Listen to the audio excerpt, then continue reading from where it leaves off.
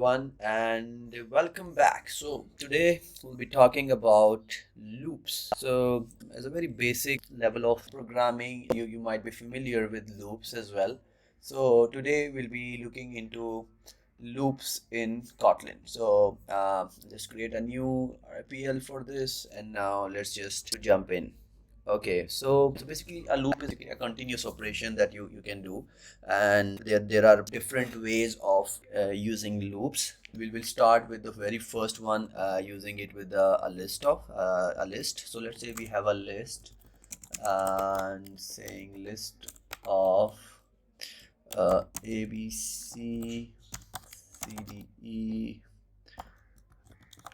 in E, F, G. We have a list of this and we want to print each one in a separate line. So what we are going to do is we'll just use for, and then we can use any name. I have used an element, you can use anything that you want, and then you have got this in, and then the list that you want to print. So we do this, and then we use println and then I, which is the variable that we have created. Now if I try to execute it, you can say that it printed ABC, CDE and EFG. So let's say you have a variable I in, and then if you remember, we also specified ranges in if and condition structure as well. And now you can just print I. Now if you see, it just started from 1 2 3 4 5 6 and then ended at 10. So this is how you can do it for this. Now let's say you have this scenario where you want to reverse it, like you want to start from 10 and then go to the bottom. So for that, what you are supposed to do, you can just use I in, and then rather than defining the range, you can just define the max number, and you want to go to so basically you're supposed to use down to 1.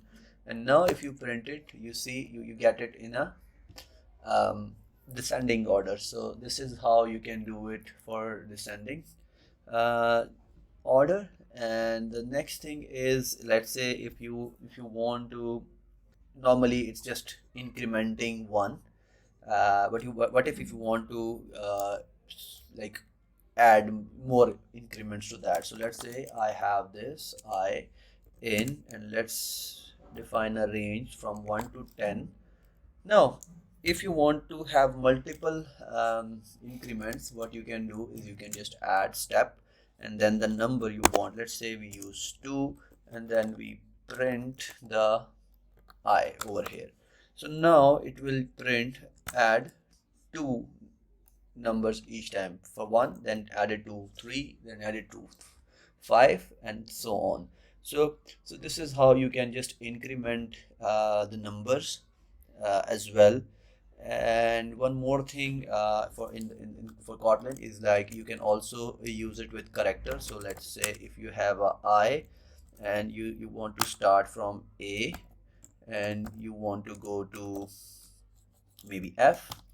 So you have this one and you want to try print, and now you can just print I and then C.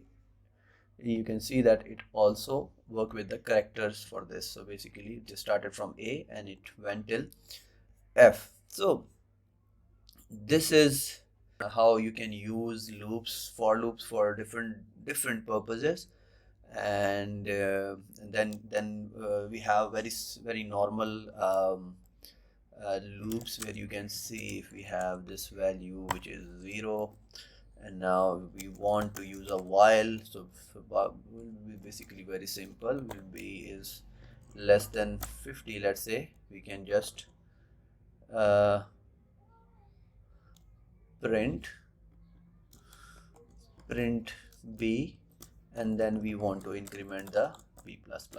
So now if you execute it, sorry, it's wall, so we need to do it. If you remember, wall cannot be changed, so we'll be using var.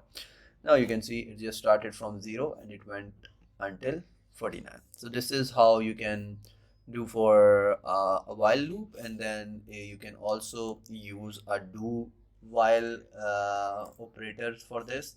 So I'll just take this over here and keep the condition the way it is, this. Now what it will do is that it will print b and then do the while operation. So it's just a normal thing that you can do this. And let's say if you want to do something on repeat, let's say I want to print my name on repeat for 5 times. What you can do is you can just use repeat, and I'll say 5, and then over here I'll just print forgot. So you can see that it just printed for 5 times. So this is also yet another type of loop that basically helps you to print to execute same part of code for multiple time. Rather than creating a loop with condition, you can also use this repeat for Kotlin as well. So that was it for loops in Kotlin, how to use the loops. I hope you did understood some different types of handling for loops, and I'll see you in the next video.